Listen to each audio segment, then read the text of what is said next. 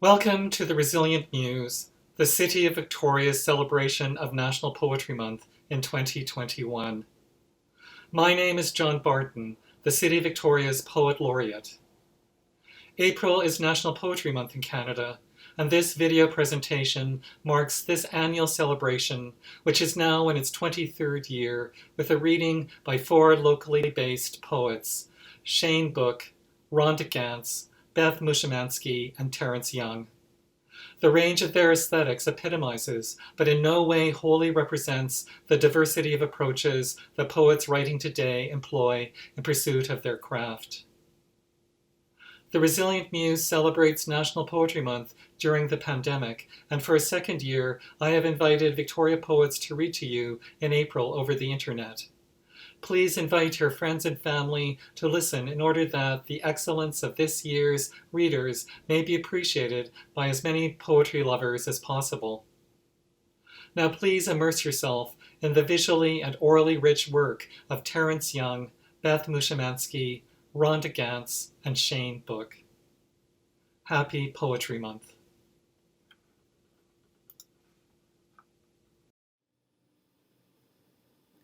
This is a poem from my new collection, All Black Everything, which will be published later this year. Glock weather. It's Glock weather. That's why all my sweatpants are leather. A set of older white people spies me strolling the shuttered downtown core. Away with those purses, pursed, lipless lips. They cross over. It does not hurt a little, human crossover dribble, whatever. I'm flossing, I'm sipping, steady tripping, pure Evian, no tap water. I'm wearing fake Chinese fox fur in these young money temps. I own these times like Casio. No cap. They say I'm filthy rich. Yeah, I'm guilty. I've been on the craziest wave, making nice. And now they want to make me CID. Nice for what? That's the London where they don't dab. They just swag a lot. You say you no go leavo. If you no sleep, I no go sleep. Money long, my car too fast, Aventador cherry body chocolate like a kitty cat. Chilling in my inner Dubai, I get by. My fire is fire. My inside desert is lit by the oil fires of 1,000 American blood suns. They gonna make me interview again for it. Next time I see him, waiting online at the fish bar, my Capverdean barber tells me I've been looking fly. International flex. This the real face. Yeah, I'm John Wick, trying to live my movie like I'm Serena. Hold tight pomade with the illest flow. Scarface Part 2. Pay me like De Niro.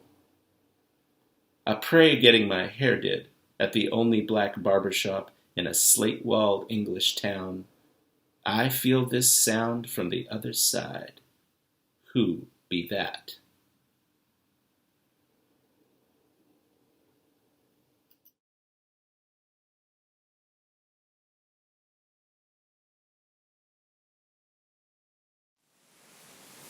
Catching rain in a paper bag.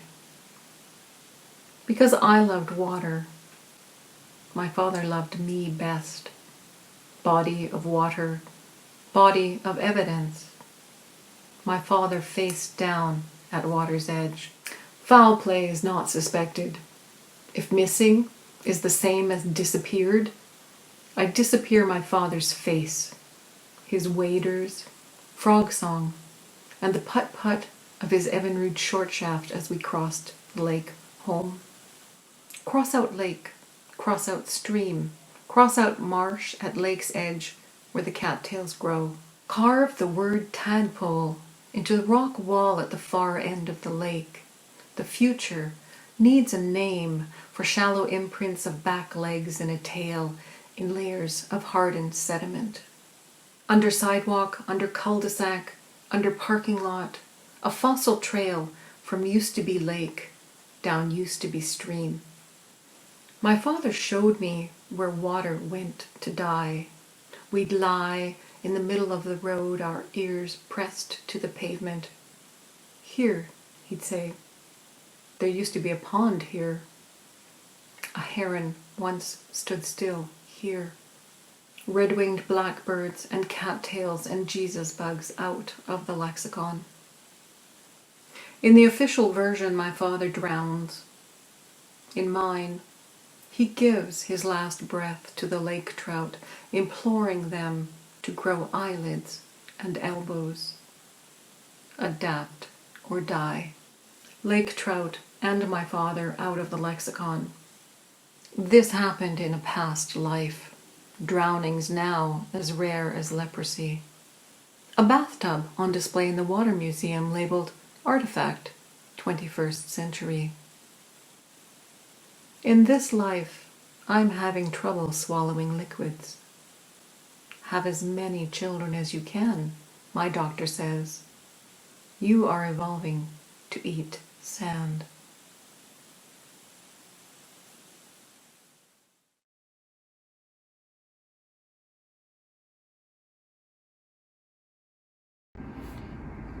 Hi, my name is Beth Mushumanski. I'm a writing student at the University of Victoria, and this is my poem, In the Night Was the Beetle.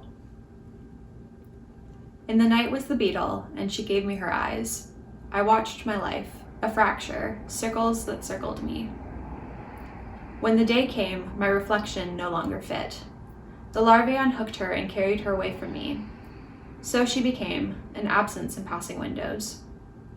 If I'd given chase, I might have found myself, a child playing dead, longing for a witness, a self who would shake the dirt loose from their hair. Yet in the night was the beetle. She left me shadeless. She plucked her egg sac from beneath my tongue. This poem is called The Latest Trends.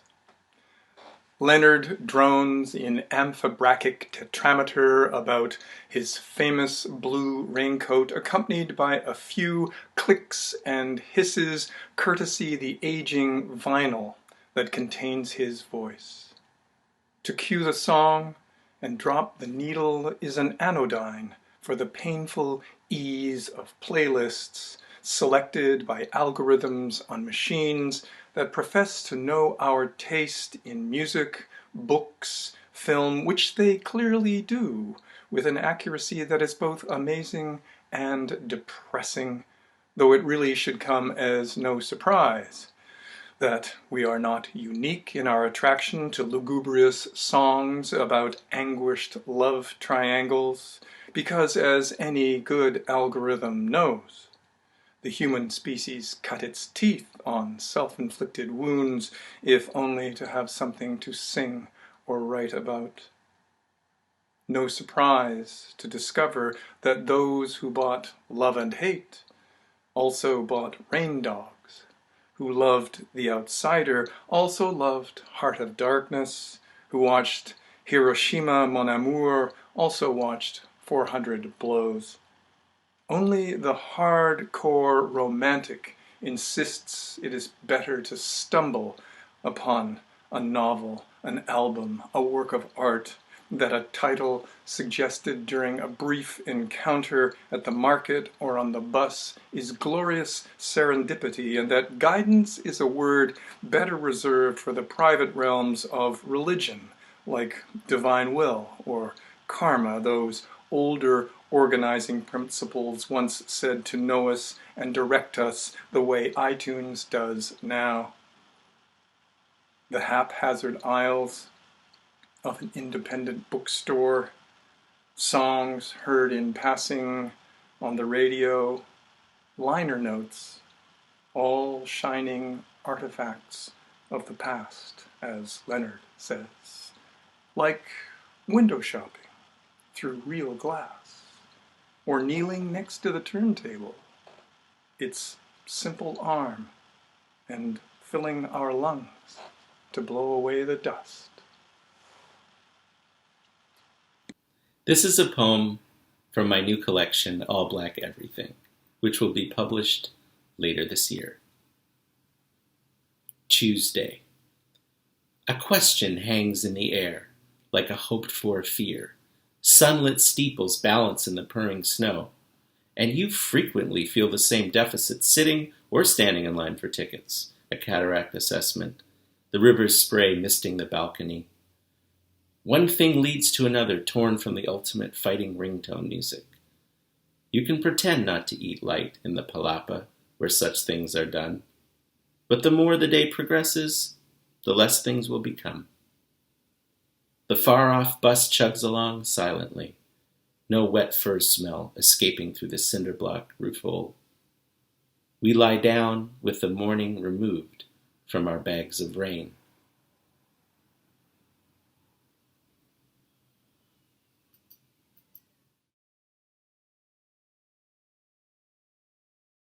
First, disperse resistance.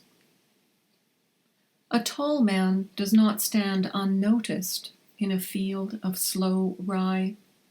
Stock still, the crop kneecapping him, accepting on occasion a cup of coffee, but not an umbrella. I am overcoming my fear of water, he told us. Arms loose at his sides, he let the dew collect on his leathered shoulders. The almanac, right again, sent 2 consecutive Saturdays, an intermediate rain. Rivulets, a slithering round his ears, down the sides of his neck. The ear has 3 semicircular canals. A tall man needs 3 tries before he's sure-footed, crouched on a rock in the middle of a pond. A crop circle showed up at a neighbor's farm, but we had no way to see it from the air. We crawled on hands and knees over bended stalks and tried to guess. Saturn and its moons, Eileen said. No. This from Arthur. It's an inward eye. Me, I was sure the spiral would take me back to the tall man, balanced now, on one leg on a rock, in a dark pool ringed with blackened stumps.